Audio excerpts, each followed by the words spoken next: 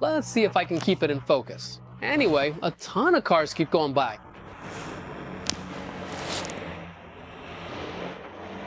Let's see. Don't buy the boat just because it's cheap. Boats that are cheap often end up killing you financially and in terms of the time you have to put into them. If you're choosing a boat just based on price or size, today I'm going to change your mind. I'm Fabio Portesin, and this is not Valela's Dina Studio. In this video, I want to help you figure out which boat is right for you, regardless of the price. And to do that, we're going to compare three very different worlds: the Mediterranean sailboat, the Nordic motorsailer, and the catamaran.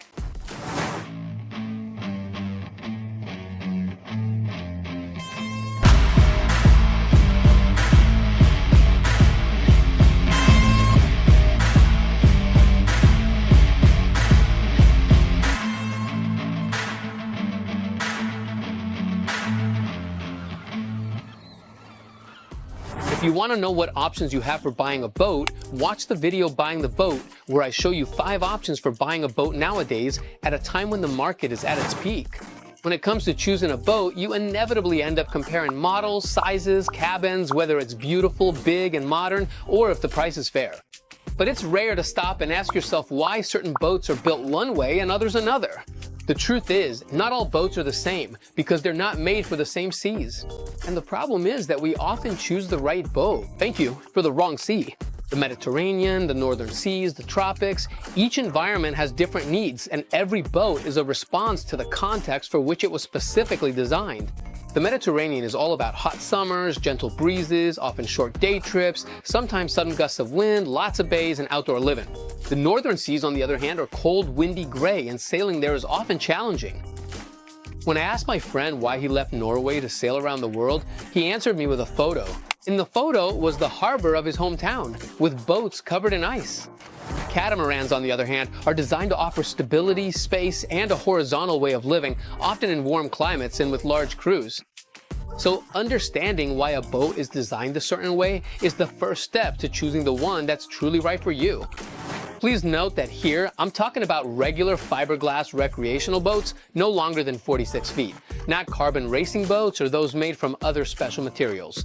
By the end of the video, you'll probably realize that the boat you like isn't actually the one you really need. Let's start with the main feature of a boat: sailing performance.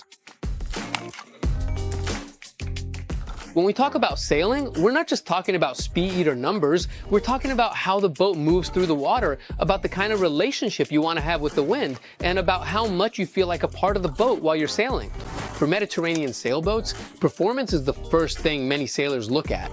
As a cruiser myself, I'm definitely satisfied, even though in reality, Valela holds its own really well. Let's start with the sailboat that we all know. When you sail on a Mediterranean sailboat, you're really sailing. They're often rigged as sloops, they're easy to use, and they're responsive. You trim, you listen, you feel the boat respond, and you have fun. Beating up wind is its natural state. Do you like feeling the boat heel over, or does it make you anxious? Boats like this are designed to enjoy the summer sea. Warmth, sunlight, short but frequent trips. These are boats that chase the wind, even the lightest breeze. They have open cockpits and lines designed for being outside, for living on the boat outdoors more than indoors. No shelter except for the bimini and the spry hood. Here, the wind isn't a problem, it's part of the pleasure. The boat heeling over, the lively helm, the short waves you always feel under your seat. If we move further north, the situation changes completely. Motorsailers were born in cold, harsh seas, where the wind isn't something you seek out, but a force you need to protect yourself from. Motorsailers are often designed so you can leave your fishing rods outside and enjoy a nice cup of tea inside the pilot house. The boat is often rigged as a ketch and carries just enough sail to avoid heeling too much. The jib is usually self-tacking for obvious reasons. For purists, this is always an affront. But the question here is sailing a religion? Or is it just a tool? Think about it. Try handling the sails at 0 degrees Celsius for a few hours, then we'll talk. In this case, the boats underway need to shelter and protect the crew. Reaching and beam reach are its favorite points of sail. It's no coincidence that we often find dual helms, one outside for when the weather allows and one inside. When it rains, when it's cold, when the sea is rough. These are heavy, solid boats that aren't in a hurry. They're not built to plane over the water, but to rack up miles in any season. The propulsion's hybrid. Usually, even small motor sailors have a big engine. In this case, there's a 4003 with 86 horsepower on a 38-footer. The sail helps, it stabilizes, it saves fuel, but sailing performance isn't the main focus of the design. This year at Capo Spartavento, we got hit by a 47-knot gust. Sure, we were healing, but the Mediterranean boats nearby were completely laid out in the water.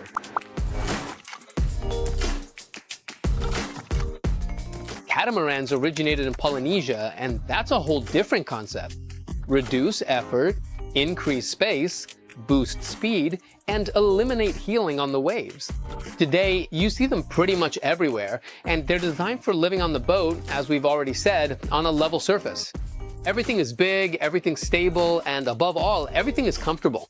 Even when fully under sail, the wind shouldn't make you heel. It should push you forward. Otherwise, you have two engines to take you wherever you want. And this is where one of the most heated debates among sailors begins. The boat needs to be a livable platform, especially at anchor, especially with more people on board. That's why there are always at least 4 really comfortable cabins. Its favorite point of sail is definitely a beam reach. Just know that generally, the bigger the swim platforms at the stern, the less the catamaran will perform under sail. Space and comfort. For you, does comfort mean being outside or feeling protected inside? Comfort also comes from the climate, but comfort on a boat isn't the same for everyone. For me, for example, it's a mix of space and safety. Then it always depends on where you want to spend your time, whether you want to be inside or outside the boat, how many people usually make up your crew, and how much space you really need to feel comfortable. In the Mediterranean, comfort is definitely outside, in the cockpit, on deck, during evenings outdoors, at anchorages, swing in a hammock. Below deck, you cook if it's not too hot, and you sleep. In the northern seas, comfort is, of course, below deck. Closed, protected, heated spaces where you can feel good even in bad weather. More like a mountain cabin when needed than a boat. The heat needs to stay inside and not escape. Great in winter, but not so much in summer, though to be fair, it gets hot on any boat in the summer. On a catamaran, comfort definitely means space, and also the systems, air conditioning, heating, and an installer by default. Because everyone wants to take a shower without worrying about the water supply on board. Everything that onboard electronics can offer, the catamaran has it. There's space to move around, even to stay somewhat isolated if you want. And in general, to spend the week together without stepping on each other's toes. Safety. Safety is a very personal feeling, and it's not just a matter of construction or technical features. It's mostly about how you feel on board, how protected you are, and how much control you have over the boat, especially when the weather changes. And this is where many purchasing decisions turn out to be mistakes after just a few months. On a Mediterranean boat, you feel everything. You feel the wind, you feel the sea, you feel the boat responding. It's a sense of safety that comes from perception. Heeling is the language spoken by the Mediterranean hull. The boat isn't afraid to lean over, and whoever's at the helm shouldn't be afraid of the tilt either. If you're constantly worried about the weather and wind gusts, this isn't the boat for you. On the Motorsailer, safety comes from the protection and sturdiness of its construction. The boat wraps around you, shelters you, and isolates you from the outside when needed, especially if it's freezing out and the sea's rough. I've been told that up north, even if there are 3-meter waves and 30 knots of wind, people still go out for their Sunday cruise and the kids play Jenga in the pilot house. But maybe that's just an exaggerated story. On a catamaran, safety mainly comes from its stability. No heeling, smoother movements, especially while sailing, but also at anchor. But remember that recreational versions aren't designed for extreme climates, but for the tropics, where sailing on a beam reach really makes sense. The English-speaking world says, once you go cat, you never go back. Management and maintenance. Management is also very different. Every boat, besides sailing, needs to be properly managed. How many hours a week are you really willing to dedicate to it? And this is where time, energy, and budget come into play, because the right boat is also the one you can maintain without stress. A rare case. In this case, check out the videos in the seasonal boat maintenance playlist. I'll leave the link in the description. In any case, of course, doing it yourself is the key solution to keeping costs down. There's a saying, the less you spend, the more you end up spending. Or you'll end up spending it later. The Mediterranean sailboat is often simpler, lighter, and in a way even easier to maintain since it's the most common model in our seas.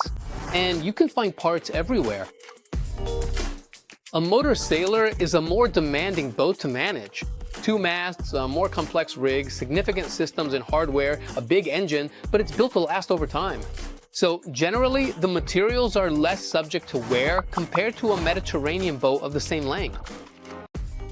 A catamaran has a lot of space, but all that space and equipment need to be managed. Twin engines, redundant systems, double the attention, double the maintenance. Also, if you want your catamaran to sail fast, even under sail, you'll definitely need to make some important upgrades. And I'm talking about carbon mass, racing sails, and other improvements. At this point though, there's something even more important to mention, because behind every type of boat, there's a different philosophy of life. Here, we're no longer talking about technical aspects, but about how you want to spend your free time. The Mediterranean sailboat is almost a romantic choice for those who love the wind, even the lightest breeze, for those who are willing to adapt, to wait for the right day, to stop often, especially in a fickle sea like the Mediterranean. It's a boat that teaches you to slow down, to live with less, to choose when to set out and when to stay in port. It's not the most comfortable boat out there, but it's the one that truly makes you feel at sea. The motorsailor, on the other hand, is a much more rational choice. It's the boat for those who always want to be on the move. For those who don't want to be stopped by the seasons, by the cold, or by bad weather. Here, the boat isn't just a means of transport, it's power at your disposal. It's a home that moves and lets you sail almost anywhere. It's not about seeking pure excitement, it's about seeking continuity.